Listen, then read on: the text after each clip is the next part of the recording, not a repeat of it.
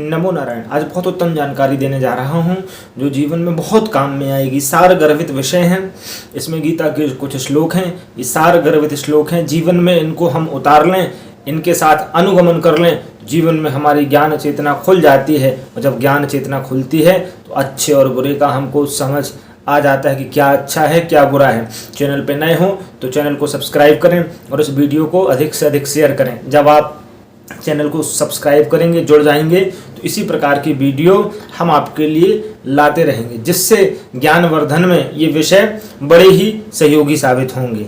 आइए, तो जीवन में हम जब तक ज्ञान हमको नहीं आया तो हम जागे नहीं। हम अपनी नींद से जागें, समय अब जागने का बचा है। जागने के कुछ उपाय कहे गए हैं। सो कर के उठ कर के जागना वो जागना नहीं होता, अंदर से जब हम जाग जाते हैं वो जागना होता है। क्या अच्छा है क्या बुरा है, जब इन विषयों को हम समझ जाते हैं तो वो जागना होता है। इसके कुछ सरल उपाय हैं जो समझने योग्य हैं। जीवन में जागने के का पहला जो नियम होता है वो होता है ज्ञान। जब तक हमको सही ज्ञान नहीं आएगा, अच्छे और बुरे का हमको ज्ञान नहीं आएगा, तब तक मानो हम जागे नहीं हैं। ज्ञान किसको प्राप्त होता है, ज्ञान कैसे प्राप्त करें? डिग्री ले लेना, पढ़ना लिखना ये ज्ञान होता है? नहीं। कैसे प्राप्त करें? सबसे पहले तो ज्ञान प्राप्ति के लिए श्रद्धा आपके अंदर होना बड़ी अनिवार्य है, क्योंकि श्रद्धावानम लभते ज्ञानम, ये गीता में भगवान की घोषणा है। जब तक आप श्रद्धावान नहीं होंगे, आपके अंदर ज्ञान अंकुरित नहीं होगा। और ज्ञान आ जाएगा तो आप जड़ और चेतन को अलग करके ईश्वर की परख कर सकते हैं। जब तक आपके अंदर ज्ञान नहीं है, इसीलिए सच्चा ज्ञान प्राप्त करने के लिए सबसे पहले तो आप सच्चा ज्ञान प्राप्त करने के लिए श्रद्धावान बने। बिना श्रद्धा के आपको सच्चा ज्ञान कभी प्राप्त नहीं हो सकता। और सदैव रहे, जिसको स्मरण रहे, जिसको ज्ञान आ जाता है, गीता देख रहा हूँ अभी मैं, जिसको ज्ञान आ जाता है उसको फिर कभी मोह नहीं होता। भगवान कहते हैं कि यद ज्ञात्वा न पुनर्मोहम, हे अर्जुन, यद ज्ञात्वा न पुनर्मोहम, जिसको ज्ञान हो गया ना उसको फिर मोह कभी नहीं होता। और जो मोह में फंसा है उसको ज्ञान कैसा? इसीलिए यद ज्ञात्वा न पुनर्मोहम एवं यास्यसि पांडव, इसीलिए हे अर्जुन तू मोह मत कर, क्योंकि तू ज्ञानी है। पहला नियम जागने का होता है ज्ञान। जब आपके अंदर ज्ञान आ जाएगा तो आप समझ जाएंगे कि परमात्मा क्या तत्व है। पदार्थवादी भी पदार्थ से हट जाते हैं। आजकल पदार्थवादी लोग चलते हैं ना, संसार स्वरचित है, ये पदार्थ ऐसा है वैसा है। सबका खंडन भगवान ने गीता में किया है। इसलिए 13वें अध्याय में गीता में भगवान ने अंतिम श्लोक में कहा है कि क्षेत्र क्षेत्रज्ञयोरेव अंतरम ज्ञान चक्षुषा। जब तक आप विभाग नहीं करेंगे तब तक आप ज्ञानवान नहीं होंगे। ये तो जाग गए ना, इसीलिए हर कोई व्यक्ति इतना ज्ञान तो ले नहीं पाता, तो वो जागा कैसे कहलाए? तो दूसरा नियम आया ध्यान।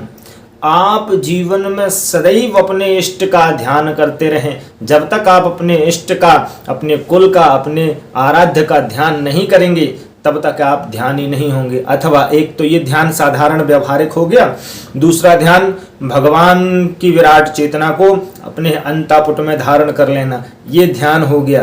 ध्यानी का मन सदा अलेप, ध्यानी का मन सदा अलेप, जैसे जल में कमल अलेप, लिप्यते न स पापेनो पद्म पत्रो मीमांभसा। गीता में फिर भगवान कहते हैं जैसे कमल का पत्ता जल में रहता हुआ भी गीला नहीं होता, वैसे हम भी संसार में रहते हुए उन पदार्थों में लिप्त ना हो। आज पदार्थवादी अनेक हैं जी, संसार में अनेक पदार्थवादी घूम रहे हैं, अपना अपना मत स्थापित कर रहे हैं, पर उन पदार्थों से भी हट करके भगवान ने स्पष्ट कहा है संसार में अग्नि में तेज मैं हूँ, चंद्र में शीतलता मैं हूँ, सारे गुणों का राजा मैं हूँ, ज्ञानियों की बुद्धि मैं हूँ, बुद्धिमानों की बुद्धि मैं हूँ, तो मैं सब कुछ हूँ।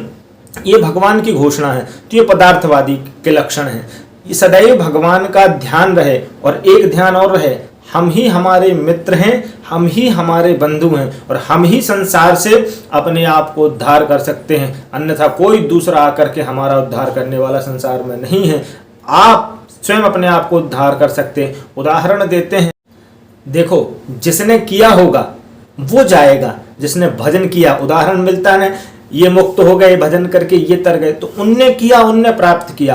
आपको जानना है तो आपको करना पड़ेगा। इसीलिए ध्यान जीवन में सदैव करते रहो और ध्यान रहे कि हमको ईश्वर ने यहाँ क्यों भेजा, और ये भी ध्यान रहे कि हम ही अपना जीवन में उद्धार कर सकते हैं। आत्मैव ह्यात्मनो, हम ही आत्मा है, हम ही बुद्धि है।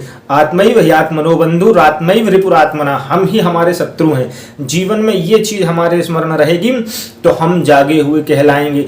अन्यथा सोते हुए कि यहाँ तो चोरी होती है, जो सोया हुआ रहता है उसका तो सब कुछ लुट जाता है, जागने वाले का बचा रहता है। समझने वाले को इतनी बात बहुत जल्दी समझ में आ जाएगी। तीसरा, दान करते रहें, ये जागने के लक्षण हैं। सोया हुआ व्यक्ति तो सब कुछ उसका लुट गया, बर्बाद हो गया। तीसरा है दान, माने हम दान करेंगे तो हमारा अहंकार नष्ट होगा। धन का अहंकार आ गया ना, हम धन दान करते चले जाएं जी। बल का अहंकार हो जाए, हम श्रम दान करते जाएं जी। बुद्धि का अहंकार हो जाए, हम शिक्षा दान करते जाएं जी। जब हम इन चीज़ों का, जिस भी चीज़ का अहंकार बढ़े, उसी का दान कर दो, उसका दान कर दोगे तो वो नष्ट हो जाएगा। तो इसीलिए जीवन में उसका अहंकार हमको नहीं बचेगा। तीसरा नियम है दान। इन चीज़ों को यदि हम अपनाते जाएंगे तो ये हम उस तत्व को, परमत्व को प्राप्त कर जाएंगे जिसके लिए ईश्वर ने, जिस परीक्षण हेतु हमको यहाँ भेजा है। नमो नारायण।